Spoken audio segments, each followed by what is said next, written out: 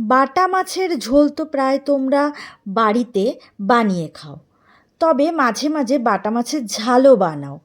তবে আজকে আমি যেভাবে বাটা মাছের ঝালের রেসিপিটা তোমাদের বানিয়ে দেখাচ্ছি, সেই বানানোর পদ্ধতিটা কিন্তু একটু অন্যরকম। আর তার সাথে সাথে এই বাটা মাছের ঝালটা খেতেও কিন্তু বেশ ভালো হয়। বাটা মাছের ঝাল বানানোর জন্য এখানে আমি বাটা মাছ ধুয়ে পরিষ্কার করে নিয়েছি, আর তার মধ্যে নুন আর হলুদ মেখে রেখেছি। কড়াইতে তেল গরম করে তার মধ্যে মাছগুলো দিয়ে দিচ্ছি। একটু সাবধানে দিতে হবে, না হলে মাছ ভেঙে যেতে পারে। অনেকেই কিন্তু বাটা মাছ কাটার জন্য খায় না, তবে এই সাইজের মাছটাতে কাটা কিন্তু খুব বেশি থাকে না। তবে থাকলেও কাটাগুলো এতটাই নরম হয় যে খেতে কোনো অসুবিধা হয় না। মাছগুলো ভাজা হতে হতে একটা মশলা আমি তৈরি করে নেব।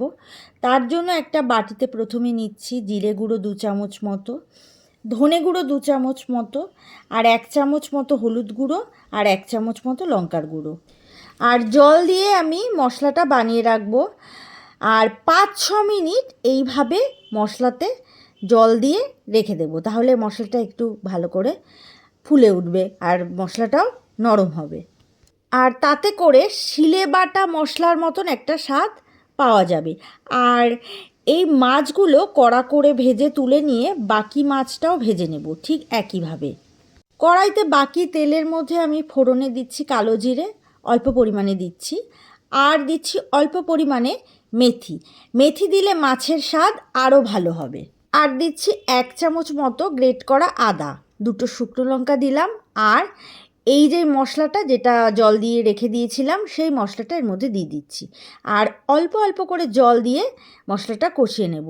এখানে আমি মশলার বাটিতে জল দিয়ে এর মধ্যে দিয়ে দিচ্ছি।